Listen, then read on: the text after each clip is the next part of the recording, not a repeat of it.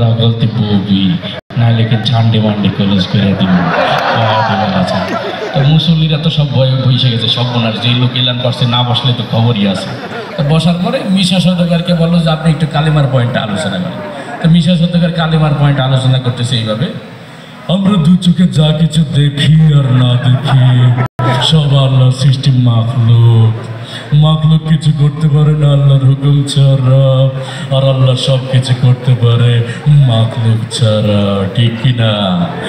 যাই হোক, সে তার মতো করে বলে গেল। এরপর ডিপজলকে বললো যে আপনি একটু নামাজের বিষয়টা বলেন।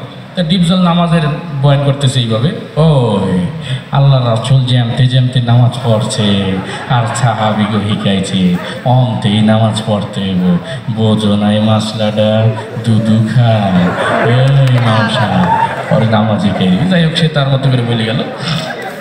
এরপরে জিকিরের বিষয়টা দিয়ে এলো কাবিলাকে, যে আপনি একটু জিকিরের বিষয়টা একটু বোঝাই বলে।